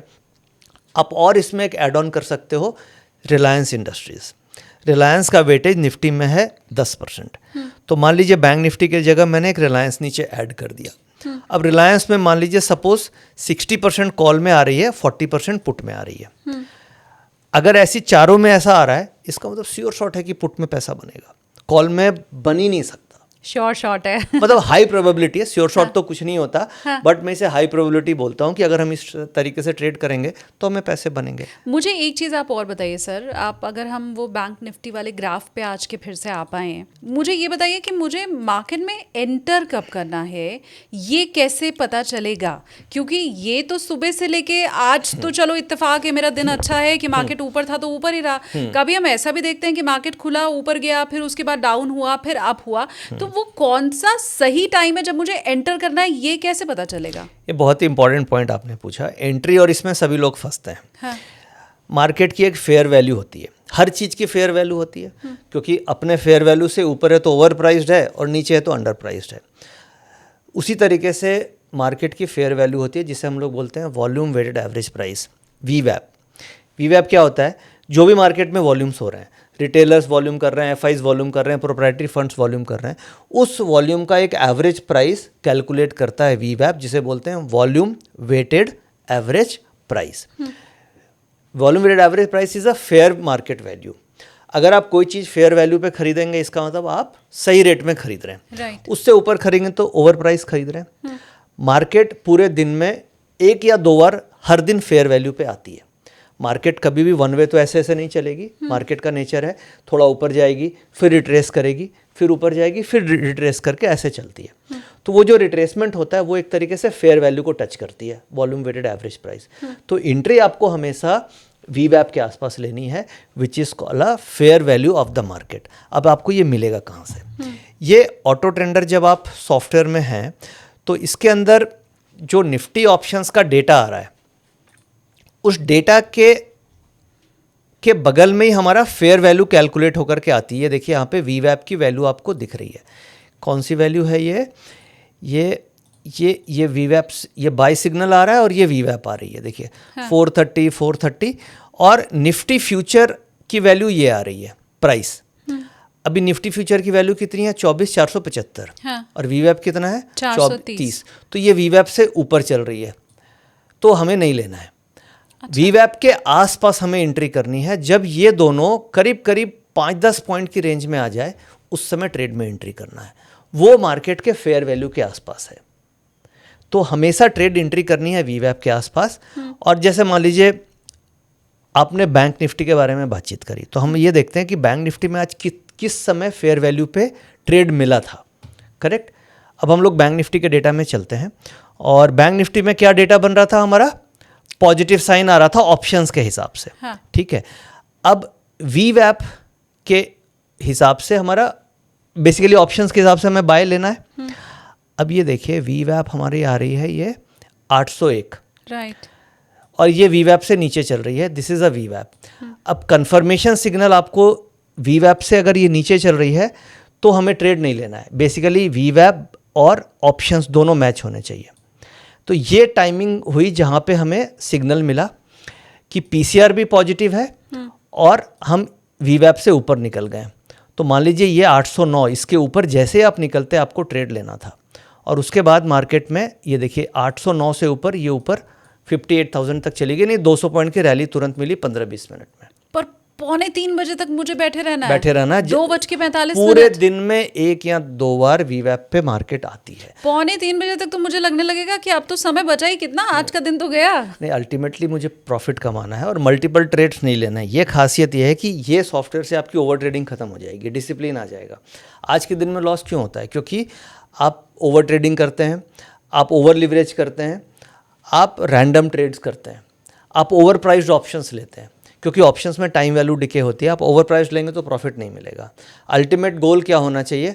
मुझे दिन के एक अच्छे ट्रेड मिल जाए, मेरे को प्रॉफिट से मतलब है, मुझे ट्रेडिंग से मतलब नहीं है। तो जब इस सॉफ्टवेयर को आप फॉलो करेंगे तो आपको दिन के एक trade most of the days मिलेगा, बट जो मिलेगा अच्छा ट्रेड मिलेगा। सुबह से 2:45 बजे तक खुद को रोकना, वही ट्रेडिंग की वही खासियत है। अच्छा ट्रेडर वही है जो राइट समय पे ट्रेड में एंटर करता है। जरूरी नहीं है कि हर दिन ऐसा हो। मोस्ट ऑफ द डेज में ट्रेडिंग 12 से 1 के बीच में मिलते हैं। आज आप होते तो क्या करते? 2:45 बजे तक आप बताते नहीं कि क्या करना है? नहीं, आज नॉर्मली हम लोगों ने कोई ट्रेड इनिशिएट नहीं किया। अच्छा? क्योंकि आज जैसे जो हम लोग का प्रीमियम टेलीग्राम चैनल है, हाँ। उसमें करीब सुबह से लेके 2:45 बजे तक कोई ट्रेड इनिशिएट नहीं किया, और 3 बजे के बाद हम लोगों ने ये ट्रेड इनिशिएट नहीं किया। कारण उसका क्या है कि निफ्टी का डेटा और बैंक निफ्टी का डेटा दोनों रिवर्स डायरेक्शन में दिख रहा था। निफ्टी का दिख रहा था नेगेटिव, सेंसेक्स का भी नेगेटिव और बैंक निफ्टी का पॉजिटिव। तो स्टेट ऑफ कन्फ्यूजन थी। तो ऐसे केस में हम लोगों ने ट्रेड लिया नहीं। बट अगर सपोज कीजिए निफ्टी भी नेगेटिव, बैंक निफ्टी भी नेगेटिव, सेंसेक्स भी नेगेटिव होता, तो हम ये ट्रेड इनिशिएट कर देते। तो हम लोग अपने प्रीमियम टेलीग्राम चैनल में वही ट्रेड देते हैं जिसके विनिंग प्रोबेबिलिटी और सक्सेस रेशियो काफ़ी अच्छी दिखती है। तो आज हम लोगों ने ट्रेड नहीं लिया इसमें। पर मुझे इससे ये चीज़ समझ में आई कि अगर 20-25 साल का अनुभव रखने वाले भी एक दिन ऐसा होता है कि कन्फ्यूजन का है तो उस दिन काम नहीं करेंगे, तो फिर आपको भी यही काम करना है। तभी सक्सेस मिलेगी। अगर आपको कन्फ्यूजन है तो आप जरूरी नहीं है ना हर दिन ट्रेड करें, क्योंकि गोल प्रॉफिट बनाना है, ट्रेडिंग करना गोल नहीं है। तो अगर नहीं समझ में आ रहा तो कोई बात नहीं, ट्रेड नहीं लेंगे। क्लियर ट्रेड हो, क्लियर सेटअप हो, क्लियर डेटा हो, तभी आप ट्रेड लीजिए। अदरवाइज क्या आप ट्रेड लेंगे आपको डिस्कम्फर्ट होने लगेगा। आपको लगेगा निफ्टी का डेटा नेगेटिव है और बैंक निफ्टी का पॉजिटिव है, तो स्टेट ऑफ कन्फ्यूजन है डेटा में, तो कोई बात नहीं, अगले दिन ट्रेड ले लेंगे। अच्छा, मुझे ये बताइए, एंट्री तो आपने मुझे बता दी कि मुझे कहाँ करना है, क्योंकि हमें वीवैप चेक करना है। अब एग्जिट कहाँ करना है फिर वो भी तो बताइए। एग्जिट के कई सारे रूल्स होते हैं। हाँ। एक तो हो गया कि आपको 1:2 का रिस्क रिवार्ड रेशियो पे प्रॉफिट बुक कर लिया, आप एग्जिट कर जाएं। प्रॉफिट में एग्जिट करना आसान है, लॉस में थोड़ी डिफिकल्टी आती है। तो स्टॉप लॉस के भी 2-3 मेथड्स हम लोग फॉलो करते हैं। एक तो हो गया टेक्निकल लेवल से स्टॉप लॉस निकाल लिया। दूसरा स्टॉप लॉस होता है कि टाइम के हिसाब से ऑप्शंस है, तो ऑप्शन में अगर कोई भी ट्रेड 2 घंटे तक आपकी अगर प्रॉफिटेबल नहीं हो रही है तो हम उससे एग्जिट कर जाते हैं, क्योंकि उसमें टाइम वैल्यू डिके हो जाती है। हाँ। ऑप्शंस की वैल्यू डिके हो रही है, राइट। तो स्टॉप लॉस लेने का तरीका है, एक तो टेक्निकल लेवल निकालिए, दूसरा स्टॉप लॉस हो गया टाइम के हिसाब से आप स्टॉप लॉस निकालिए, और तीसरा ट्रेलिंग स्टॉप लॉस भी फॉलो करते हैं कि अगर प्रॉफिट में आ रही है तो आप अपने स्टॉप लॉस को ट्रेल कर देते हैं। तो स्टॉप लॉस तो आपको नॉर्मली चार्ट से डिसाइड करना होगा, या फिर डेटा, जिस डेटा पे आपने लिया, कि मान लीजिए पुट कॉल रेशियो आपने देखा कि डिफरेंस 80-20 का है, वो अचानक से डिफरेंस 50-50 हो गया, तो इसका मतलब डेटा में कुछ चेंजेस हो गए, तो फिर भी उस केस में भी हम स्टॉप लॉस लेके निकल जाते हैं। कोई ख़ास दिन होता है जब ऑटो ट्रेडर आपको ज़्यादा मुनाफे वाला सौदा देता है? जैसे बहुत से लोग ये क्लेम करते हैं कि एक्सपायरी वाले दिन ज़्यादा फ़ायदा होता है। कुछ तो मैंने ऐसे लोग भी देखे हैं जिनका कहना है कि मैं सौदा ही एक्सपायरी वाले दिन करता हूँ। तो ऐसा ऑटो ट्रेडर के पास कोई तुरुप का इक्का होता है क्या? नहीं, मैंने ये फाइंड किया इवेंट्स में, जैसे जिस दिन आरबीआई की पॉलिसी आती है, हाँ, उस दिन इसमें बहुत अच्छे सिग्नल्स मिलते हैं, क्योंकि पॉलिसी आने के बाद पोजीशंस बहुत बनती है। जब मार्केट में बहुत ज़्यादा वॉल्यूम्स होंगे, पार्टिसिपेशन होगा, खासतौर से इवेंट वाले दिन, और आरबीआई की पॉलिसी हर महीने आपको आती है, तो उसमें एक मौका मिलता है। मंथली एक्सपायरी वाले दिन बहुत अच्छी मूवमेंट मिलती है, क्योंकि मंथली एक्सपायरी में बहुत सारी पोजीशन शिफ्ट होती है, उस दिन मिलती है। और बाकी जो मुझे टेस्टिंग में मिला वो मेन तो आरबीआई की पॉलिसी वाले दिन, या कोई बड़ा इवेंट है तो उस दिन अच्छी मूवमेंट। वीकली एक्सपायरी में ऐसा कुछ नहीं? वीकली एक्सपायरी में तो आजकल क्या हो रहा है कि टाइम डिके हो जाती है ऑप्शंस। अगर डेटा क्लियर है तो आपको डायरेक्शन मिल रहा है, बट आजकल ऑप्शन राइटिंग इतनी हो रही है तो मार्केट साइडवेज हो जाती है, तो आपको ये पता चल जाएगा कि क्या होने वाला है, बट ट्रेंड उतना बड़ा एक्सपायरी में मिल नहीं रहा है, क्योंकि टाइम वैल्यू डिके हो जा रही है। हाँ, अगर विक्स बड़ी हो गई, विक्स इंक्रीज हो गई, तो उस केस में आपको अच्छे सिग्नल मिल जाएंगे। बट विक्स अभी करंट में कम है, तो एक्सपायरी में बहुत ज़्यादा मोमेंटम, मार्केट में ही मोमेंटम नहीं है, बट आपको डायरेक्शन समझ में आ जाएगा। ट्रेडिंग में सिर्फ सही ट्रेड लेना ही जरूरी नहीं होता है, कॉस्ट को भी कंट्रोल में रखना बहुत जरूरी होता है। आप अगर ट्रेडर हैं और एक बड़ा अमाउंट आप दे रहे हैं ब्रोकरेज कॉस्ट के रूप में, तो उसको बचाने के लिए आपको स्टॉक्स कार्ड जरूर ट्राई करना चाहिए। यहाँ आपको अनलिमिटेड ट्रेड मिलता है जीरो ब्रोकरेज पे। महीने का 99 रुपए का सब्सक्रिप्शन आपको लेना है और उसके बाद आप जितना चाहें उतनी ट्रेडिंग कर सकते हैं, कोई ब्रोकरेज कॉस्ट आपको देना नहीं होगा। डिस्क्रिप्शन में लिंक है, एक बार जा करके स्टॉक्स कार्ड जरूर एक्सप्लोर कीजिए। अब मुझे ये बताइए, हमने बैंक निफ्टी की बात कर ली, हमने निफ्टी की बात कर ली, आपका कहना है कि सेंसेक्स के लिए भी ऑटो ट्रेडर आपको काफ़ी फ़ायदा देगा या आपकी मदद करेगा। क्या स्टॉक में जो लोग काम कर रहे हैं उनके लिए भी ऑटो ट्रेडर है? देखिए, स्टॉक्स में तो बहुत अच्छे से ये काम करता है, क्योंकि इंडेक्स के लिए तो बहुत इंट्राडे मेनली फोकस्ड होता है, बट स्टॉक्स में क्या होता है, मंथली एक्सपायरीज होती हैं और वो मंथ के एंड में एक्सपायर होता है। प्लस स्टॉक्स में स्विंग ट्रेडिंग भी आप करते हैं, आप पोजिशनल ट्रेडिंग करते हैं, तो स्टॉक्स का डेटा देखना बहुत ज़रूरी है कि कौन से लेवल पे रेसिस्टेंस है। जैसे मान लीजिए मैं एक आध एग्जाम्पल के लिए स्टॉक लेता हूँ। जैसे मान लीजिए हम लोग बातचीत करें रिलायंस इंडस्ट्रीज़ की फॉर एग्जांपल, तो मान लीजिए रिलायंस में मैं ट्रेड कर रहा हूँ और रिलायंस का प्राइस अभी चल रहा है 1329, ठीक है। अब हमें इसमें देखना है कि कौन कौन से लेवल पे रेसिस्टेंस है और ओपन इंटरेस्ट किस तरीके से डेवलप हो रहा है। अब जैसे कि ये ग्रीन लाइन है, ये जो ग्रीन लाइन है ये कॉल वाली लाइन है, ठीक है, और रेड वाली लाइन पुट वाली लाइन है। और अभी रिलायंस इंडस्ट्रीज़ जो चल रहा है वो किस लेवल पे चल रहा है, 1329। अब मान लीजिए मेरे पास पोजीशंस है और मुझे ये देखना है यहाँ से अपसाइड कितनी हो सकती है। 1330 के आसपास अभी रिलायंस ट्रेड हो रहा है इस लेवल पे। इसका इमीडिएट रेसिस्टेंस कौन सा है, जहाँ पे सबसे ज़्यादा कॉल वाले लोग खड़े हैं, 1400। तो इसके ऊपर जाने के चांसेस काफ़ी कम है, करेक्ट। और पुट वाले लोग कहाँ पे खड़े हैं, 1300 पे, और अभी ये ट्रेड हो रहा है 1320 पे। तो डेटा से अगर मुझे सपोर्ट निकालना है तो स्टॉक का सपोर्ट कितना हो गया, 1300, और रेसिस्टेंस कितना हो गया, 1400 रुपये। तो as a buyer of option मेरा टारगेट मैक्सिमम कितना होगा, 1350 या 1360, यही टारगेट होगा।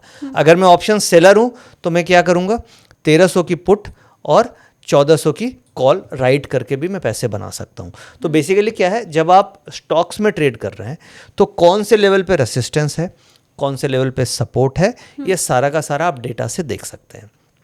और मान लीजिए डिलीवरीज की हम लोग बात करें कि ये तो हो गया फ्यूचर एंड ऑप्शन में। स्टॉक में डिलीवरीज भी होती है। डिलीवरी का मतलब क्या हुआ कि इंट्राडे ट्रेड नहीं, हम उसे कैरी फॉरवर्ड कर रहे हैं। हाँ। अब सपोज कीजिए कोई एक स्टॉक है, उसकी एवरेज डिलीवरी 100 शेयर ट्रेड होते हैं और उसमें से डिलीवरी केवल 10 शेयर की होती है, और कोई ऐसा शेयर जो 100 शेयर ट्रेड हो रहा है उसकी डिलीवरी 60 शेयर की हो रही है। तो कौन सा स्टॉक अच्छा है, जिसकी डिलीवरी ज़्यादा हो रही है वो अच्छा है या जिसकी डिलीवरी कम हो रही है वो अच्छा है? कम वाला मेरे ख्याल से। क्यों? कम अगर हो रही है तो उसमें कैपिटल कमिटमेंट नहीं है, क्योंकि वो ट्रेडिंग स्टॉक है। पर मुझे घाटा भी तो कम होगा उस लिहाज से। नहीं, डिलीवरी का मतलब क्या हुआ कि उसमें पैसे लग रहे हैं। डिलीवरी का मतलब क्या हुआ कि मैंने अपने डीमैट में कैरी किया। हाँ। अगर मैंने अपने डीमैट में कैरी किया तो मैंने उसमें कैपिटल इन्वेस्ट किया, और कैपिटल इन्वेस्ट किया तो मेरा कमिटमेंट है उस स्टॉक के लिए, तभी मैं उसे कैरी कर रहा हूँ। राइट। तो जिस स्टॉक में जितना ज़्यादा कमिटमेंट होगा, जिस रिलेशनशिप में कमिटमेंट होगी, वो लॉन्ग टर्म चलेगी। यानी जिस स्टॉक में मैं पैसा डालूंगा, कमिटेड रहूंगा, इसका मतलब वो अच्छा स्टॉक है। और ट्रेडिंग स्टॉक में क्या होगा, जिसमें कम डिलीवरी होगी, वो मार्केट जरा सी गिरेगी तो उसमें कमिटमेंट ऑफ कैपिटल नहीं है, तो स्टॉक जल्दी से गिर जाएगा। तो एज अ ट्रेडर कभी भी हमें वैसे स्टॉक में ट्रेड नहीं करना चाहिए जिसमें कैपिटल कमिटमेंट कम है। जैसे फॉर एग्जांपल, इसको एग्जांपल से समझते हैं। जैसे मान लीजिए रिलायंस लेते हैं। रिलायंस की एवरेज डिलीवरी आ रही है मुझे 56%, यानी अगर 100 शेयर ट्रेड होता है तो 56 शेयर लोग घर ले जाते हैं और 44 शेयर ही ट्रेडिंग वाली होती है, यानी इसमें कैपिटल कमिटमेंट 56% है। अब कैपिटल कमिटमेंट की जैसे हम लोग बातचीत करें तो मान लीजिए जैसे आइनॉक्स विंड है, इसकी एवरेज कैपिटल कमिटमेंट कितनी आ रही है, 37% आ रही है। और कोई एग्जांपल एक लेते हैं, चलिए एक ICICI बैंक देख लेते हैं। ICICI बैंक, इसकी कैपिटल कमिटमेंट कितनी आ रही है, 62% आ रही है। तो अगर मैं 3 स्टॉक में कंपेयर करूं कि Reliance industries 56% capital commitment, ICICI bank 62% और आइनॉक्स विंड 37%। अब इस 3 स्टॉक्स में मुझे एज अ इन्वेस्टर बनना है, तो मेरे लिए प्रायोरिटी ICICI बैंक होगी, क्योंकि इसमें 100 में से 62 शेयर में कैपिटल कमिटमेंट है इस लेवल पे। तो ये बेसिकली जब आप ट्रेडिंग कर रहे हैं या जब इन्वेस्टमेंट कर रहे हैं तो कैपिटल कमिटमेंट किस स्टॉक में ज़्यादा हो रहा है ये फाइंड आउट कर सकते हैं। कई बार कई स्टॉक्स में 20-20% का ही कैपिटल कमिटमेंट होता है, तो वैसे स्टॉक को पोर्टफोलियो में रख के फ़ायदा नहीं है, क्योंकि उसमें कैपिटल कमिटमेंट कम रहेगा और मार्केट जरा सी करेक्ट होगी तो वहाँ पर लिवरेज पोजीशन होती है, क्योंकि कैपिटल लगा नहीं है, सारा लिवरेज पोजीशन है, FNO में पोजीशन है, वो स्टॉक जल्दी से गिर जाता है। अब कई बार देखते हैं ना मार्केट 2% गिरी और स्टॉक 10% गिर जाता है। निफ्टी रिलायंस निफ्टी 2% गिरती है, रिलायंस आधे % ही गिरता है, बट कुछ स्टॉक्स 5-5% गिर जाते हैं। इसी रीज़न से होता है क्योंकि वहाँ पे कैपिटल कमिटमेंट नहीं होती है। मुझे अगर पोजीशन साइज हाँ के बारे में समझना हो कि मैं कैसे डिसाइड करूंगी, तो वो मुझे कैसे पता चलेगा? देखिए, पोजीशन साइज डिपेंड करती है स्टॉप लॉस डिस्टेंस पे। स्टॉप लॉस डिस्टेंस का मतलब हो गया कि मान लीजिए आप कोई भी ऑप्शंस खरीद रहे हैं, 100 रुपये के आसपास आपने ऑप्शंस खरीदी, अब उसका स्टॉप लॉस आप कैलकुलेट करेंगे।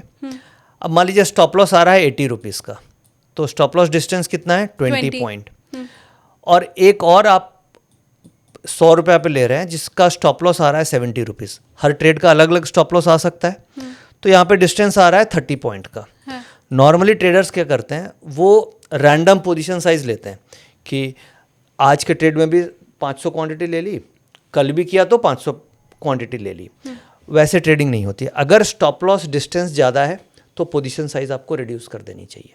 यानी अगर मेरा स्टॉप लॉस डिस्टेंस 30 पॉइंट का आ रहा है तो मैं पोजीशन साइज कम रखूंगा, और स्टॉप लॉस डिस्टेंस अगर मेरा 20 पॉइंट का ही आ रहा है तो मैं पोजीशन साइज ज़्यादा रखूंगा। उसका भी रीज़न है, अगर स्टॉप लॉस आपका हिट हो गया तो आपको लॉस पोजीशन साइज में अगर बड़ा होगा तो ज़्यादा लग जाएंगे, लॉसेस ज़्यादा हो जाएंगे ना, क्योंकि आपने पोजीशन साइज बड़ी रखी है। हाँ। तो हमेशा लर्निंग ये है कि पोजीशन साइज डिसाइड होता है कि कितना बड़ा स्टॉप लॉस है।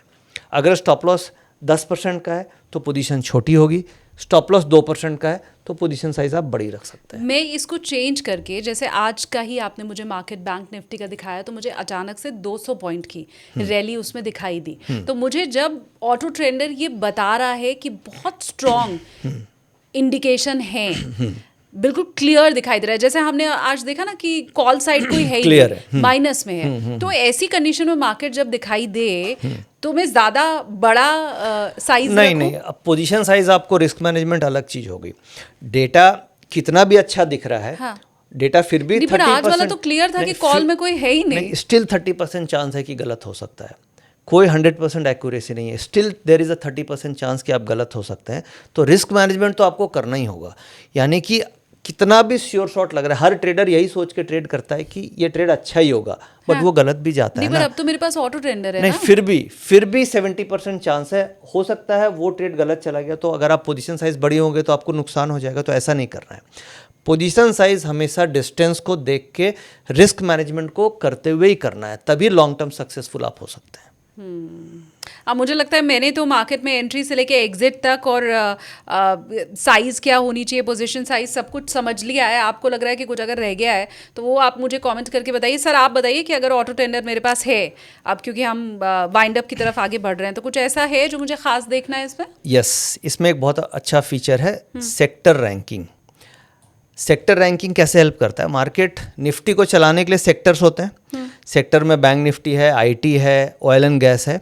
अब इसमें हम लोग की एक लाइव रैंकिंग चलते रहती है लाइव मार्केट में। अब ये आप देखिए 15 मिनट, 30 मिनट, 60 मिनट ये रैंकिंग चल रही है। इसमें सबसे नीचे 10th पोजीशन पे कौन है? आईटी है, उसके बाद एफएमसीजी है, फिर ऑटो है, और टॉप पोजीशंस पे कौन है? पीएसयू और बैंक निफ्टी। हाँ। अब आपने बैंक निफ्टी का डेटा देखा था, उसमें क्या डेटा दिखा था? पॉजिटिव दिख रहा था। और रैंकिंग में कौन ऊपर है? बैंकिंग।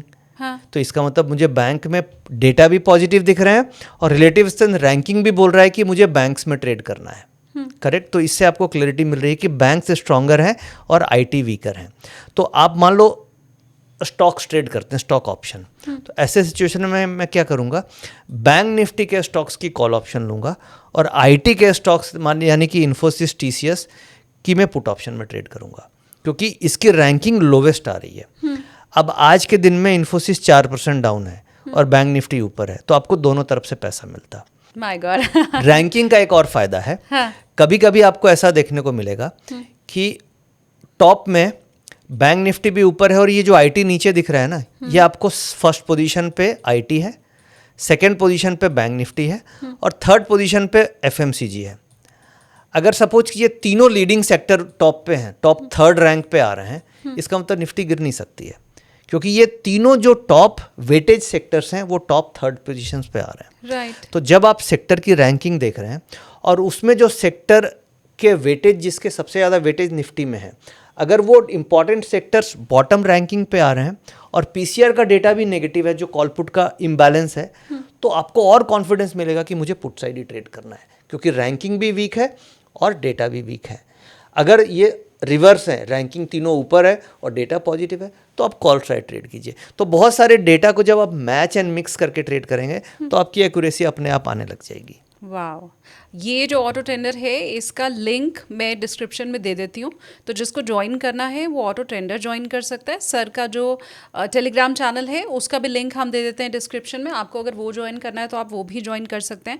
बट ये ऑटो ट्रेंडर आज मैंने जितना सीखा और समझा, मुझे बहुत काम का भी लगा सर, और बहुत ईजी लगा। ईजी है। मैं ऑनेस्टली बताऊँ, बहुत से लोग जब चार्ट्स बताते हैं या कैंडल की जब हम बात करते हैं तो उसको समझना थोड़ा ट्रिकी होता है। आपको जब तक बहुत एक्सपीरियंस ना हो, आप सुबह सुबह मतलब मूड खराब करके तो मार्केट में बैठने का क्या ही फायदा है। ये बहुत इजी है। और देखिए क्या, चार्टिंग से आपको उतनी एक्यूरेसी नहीं मिलेगी, क्योंकि हर कैंडल ऊपर नीचे बनती रहेगी।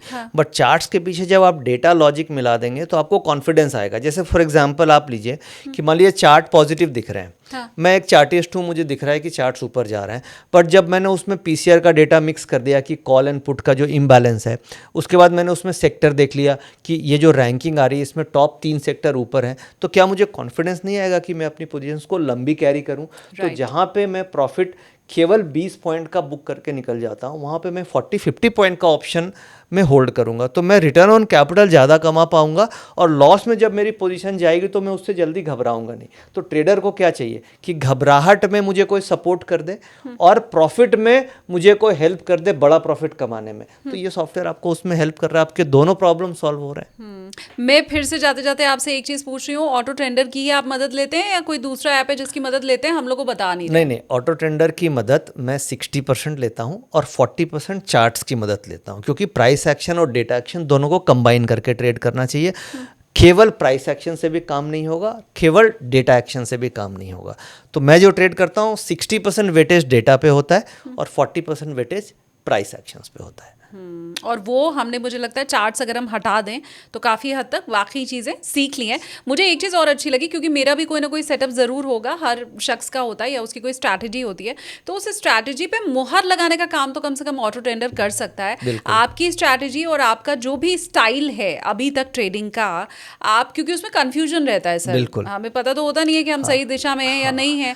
तो अगर साथ में ऑटो ट्रेंडर भी आपको बता रहा है कि नहीं, तुम जो सोच रहे हो वो गलत है या तुम जो सोच रहे हो वो सही है, तो फिर आपको कॉन्फिडेंस और बढ़ जाता है और वो वेटेड बाय फैक्ट्स हो जाता है। जब आप फैक्ट्स देख लेते हो तो आपका कॉन्फिडेंस अपने आप डबल हो जाता है। आप चलते चलते मैं आपके साथ रैपिड फायर खेलने वाली हूँ, सिर्फ हाँ और ना में आपको बताना है सही है या नहीं है। हालांकि इसमें से बहुत सी बातें हम सर के साथ ऑलरेडी डिस्कस कर चुके हैं, लेकिन मुझे लगता है आपका भी रिवीजन हो जाएगा। हर दिन ऑप्शन बाइंग करनी चाहिए? जरूरी नहीं है, जिस दिन अच्छे सेटअप है उसी दिन ट्रेड कीजिए। बिना स्टॉप लॉस के ऑप्शन बाइंग करनी चाहिए? कभी भी नहीं करना चाहिए, क्योंकि capital protection is the priority. अगर आपके पास कैपिटल बची रहेगी तो अगले दिन फिर आप गेम प्ले कर पाओगे। तो बिना स्टॉप लॉस के कभी भी ऑप्शन ट्रेड नहीं करना चाहिए। सिर्फ पीसीआर देख करके ट्रेड में ले सकती हूँ? बहुत हद तक आप डिसीजन ले सकते हैं, बट कंक्लूड करने के लिए प्राइस एक्शन डेटा देखना से ज़्यादा अच्छी एक्यूरेसी आएगी। ज़्यादा ओटीएम ऑप्शंस खरीदना एक बड़ी गलती है? 100%। ओटीएम ऑप्शंस में टाइम डिके होने का बहुत बड़ा रिस्क है। मोस्ट ऑफ द टाइम आप एट द मनी ऑप्शंस कीजिए। ओटीएम ऑप्शन कभी कभी इवेंट्स के समय खरीद सकते हैं, बट ज़्यादातर केसेस में ओटीएम ऑप्शन अवॉइड करना चाहिए। एक्सपायरी डेट पर ऑप्शन बाइंग ज़्यादा रिस्की है? दोनों केस है। ऑप्शन बाइंग से कभी बड़े पैसे भी मिलते हैं, और बट रिस्क मैनेज करके डेटा को देख के आप काम करेंगे तो वो आपके लिए प्रॉफिटेबल साबित होगा, और आप रैंडम करेंगे तो रिस्की भी हो सकता है। क्या सिर्फ प्राइस एक्शन देखकर प्रॉफिटेबल ऑप्शन बाइंग की जा सकती है? बिल्कुल नहीं की जा सकती। प्राइस एक्शन से आप 50% एक्यूरेट हो सकते हो, बट अगर आपको एज बढ़ानी है, 70% एक्यूरेसी लानी है, तो आपको डेटा जरूर देखना चाहिए। अगला सवाल है, ब्रेकआउट के तुरंत बाद ऑप्शन खरीदना कितना सही है, कितना गलत है? बहुत रिस्की है। ब्रेकआउट्स के बाद खास तौर से वीकली ऑप्शंस कभी नहीं करना चाहिए। स्टॉक ऑप्शंस आप कर सकते हैं, बट वीकली ऑप्शंस में most of the breakouts fail होते हैं। अगर आप वीकली ऑप्शंस कर रहे हैं तो हमेशा रिट्रेसमेंट पे कीजिए या वीवैप पे कीजिए, क्योंकि ब्रेकआउट्स का मतलब फेयर वैल्यू से ऊपर ही होगी। तो ऑप्शंस जो वीकली ऑप्शंस है उसे ब्रेकआउट नहीं करना चाहिए। स्टॉक ऑप्शंस आप ब्रेकआउट कर सकते हैं। जो ऐसे स्टॉक ऑप्शन जिसमें मंथली कॉन्ट्रैक्ट्स हैं, जैसे बैंक निफ्टी में मंथली कॉन्ट्रैक्ट्स हैं, आप ब्रेकआउट प्ले कीजिए, बट जिसमें वीकली कॉन्ट्रैक्ट्स हैं उसमें ब्रेकआउट्स प्ले नहीं करना चाहिए। नए ट्रेडर के लिए एटीएम ओटीएम से बेहतर है? ऑलवेज एटीएम में आप फटाफट मूवमेंट मिलेगी और टाइम डिके भी कम होगा, तो एटीएम इज ऑलवेज बेटर। ज़्यादा इंडिकेटर लगाने से ट्रेडिंग डिसीजन बेहतर नहीं होता है, कंफ्यूजन बढ़ता है? बहुत कन्फ्यूजन होती है, और ये नए ट्रेडर्स ये बहुत बड़ी गलती करते हैं कि वो मल्टीपल इंडिकेटर्स लगाते हैं। सिंपल एक मूविंग एवरेज आप लगा लो और पीसीआर का डेटा आप कंबाइन कर लो, और दोनों को कंबाइन करके प्राइस एक्शंस देखिए, आपको बेस्ट रिजल्ट्स उसमें मिलेंगे। मजबूरी हो जाती है ना सर, बहुत सारे लोग सिखाने वाले होते हैं, बहुत सारे लोग बताने वाले होते हैं, तो हम सभी आजमा करके देख लेना चाहते हैं। नहीं, मेन एक्यूरेसी इंपॉर्टेंट है। और मैं पिछले 20-22 सालों से जो ट्रेडिंग कर रहा हूँ, मैंने भी शुरुआती दौर में ऐसे ही किया था कि आज ये इंडिकेटर लगा रहा हूँ, कल मूविंग एवरेज लगा रहा हूँ, परसों बॉलिंगर बैंड टेस्ट कर रहा हूँ। अब जाके मुझे समझ में आया कि इससे और कन्फ्यूजन क्रिएट होती है। पिछले 8-10 सालों से केवल price action, simple moving average, वीवैप और ये डेटा, इसके बेसिस पे आराम से आपको 65-70% एक्यूरेसी मिल जाती है। ऑप्शन बाइंग में ज़्यादा इंपॉर्टेंट क्या है, एंट्री या एग्जिट? दोनों इंपॉर्टेंट है, बट मुझे ज़्यादा लगता है कि एंट्री ज़्यादा इंपॉर्टेंट है, क्योंकि एंट्री अच्छी होगी तो एग्जिट अपने आप अच्छा मिल जाता है। तो एंट्री अगर फेयर वैल्यू पे आप कर पाओगे तो आपका स्टॉप लॉस भी छोटा होगा और प्रॉफिट भी आपको ठीक ठाक मिल जाता है। किसी दिन अगर मुझे 2 बार लॉस हो गया है तो आगे ट्रेडिंग बंद कर दूं? बिल्कुल बंद कर देना चाहिए, क्योंकि 2 बार लॉस हो गया तो आप रिवेंज ट्रेडिंग करेंगे, उसको रिकवर करने के लिए ट्रेडिंग करेंगे, तो इमोशनली आप डिस्टर्ब हो जाएंगे और बड़ा लॉस हो जाता है। और मेरे साथ भी ऐसा हुआ है कि कभी कभी, ऐसा नहीं है कि हमेशा प्रॉफिट होता है, हम लोग ने एक रूल बना रखा है कि अगर 2 बार लॉस हो गया तो उस दिन ट्रेड नहीं करना है। तो 2 बार अगर लॉस हो गया, और हो सकता है ट्रेडिंग में, मार्केट है, तो उसके बाद आपको ट्रेडिंग नहीं करनी चाहिए। आखिरी सवाल, क्या डिसिप्लिन किसी भी टेक्निकल स्ट्रैटेजी से ज़्यादा इंपॉर्टेंट होती है? मोस्ट इंपॉर्टेंट होती है ऑप्शंस में। यानी आप अपने रूल्स पे एंट्री कर रहे हैं कि नहीं, आप अपना स्टॉप लॉस फॉलो कर रहे हैं कि नहीं, आप पोजीशन साइज मैनेज कर रहे हैं कि नहीं। तो जो ऑप्शन ट्रेडिंग है ये पूरा गेम डिसिप्लिन का है। इतने सारे ट्रेडर्स हैं, 90% लॉस क्यों करते हैं? सारे लोग, अब आप बोलेंगे सारे लोग यही डेटा देख रहे हैं तो लॉस क्यों करेंगे? केवल डिफरेंस माइंडसेट और डिसिप्लिन का आता है, रिस्क मैनेजमेंट का आता है। अभी भी पॉडकास्ट देखने के बाद भी बहुत सारे ऐसे ट्रेडर्स होंगे जो डिसिप्लिन फॉलो नहीं करेंगे। डेटा देख रहे हैं बट वो डिसिप्लिन फॉलो नहीं करेंगे। तो discipline is the key to success in option trading. पर मैं उम्मीद कर रही हूँ कि क्योंकि हमने इतनी बातचीत की है तो सिर्फ आपको डेटा देखना और ऑटो ट्रेडर देखना ही नहीं आएगा, डिसिप्लिन में रहना भी आएगा। वो आपको कितना आता है, आप कितना फॉलो करते हैं, मुझे कमेंट करके ज़रूर बताइए। और इतना ईजी तरीके से मार्केट आपको समझाया गया है तो मैं चाहती हूँ कि आप लाइक ज़रूर इस पॉडकास्ट को कीजिए। और देखिए, लास्ट में एक बात मैं बोलूँगा, जो भी इस पॉडकास्ट को देख रहे हैं, नए लोग, पुराने लोग, आप देखने के बाद इस कॉन्सेप्ट को 10-15 दिन आप एक पेपर ट्रेड करो। आप अगर ऑप्शन ट्रेडर हैं या नहीं है, मैं मान के चल रहा हूँ कि आपने कभी ऑप्शन ट्रेडिंग जीवन में नहीं करी है और आप ऐसा सोचते हो कि ऑप्शन में केवल नुकसान ही होता है। जो मेथड मैंने अभी सिखाया इम्बैलेंस का, कॉल एंड पुट का, इसे आप 10 दिन तक पेपर ट्रेड कीजिए और उसके बाद आप एक्यूरेसी खुद से निकालो। जैसे मैं बोलता हूँ कि 65-70 है, आपको देख के हो सकता है मज़ा नहीं आए, बट आप खुद से निकालो और 10 दिन तक आप कैलकुलेट करके देखो कि मैं अगर एक लॉट में ट्रेड कर रहा होता तो क्या मुझे प्रॉफिट होता कि नहीं। और फिर आप कमेंट करना कि वाकई में आपकी क्या एक्यूरेसी आई। तब हमें लगेगा कि इस वीडियो का आउटपुट आया, क्योंकि फिर हमें भी समझ में आएगा कि जो बातें हम लोगों ने करी, जो एक्सपीरियंस आपके साथ शेयर किया, क्या वो आपको फ़ायदेमंद हुई या नहीं हुई। तो आप प्लीज़ 10-15 दिन इसे बैक टेस्ट कीजिए।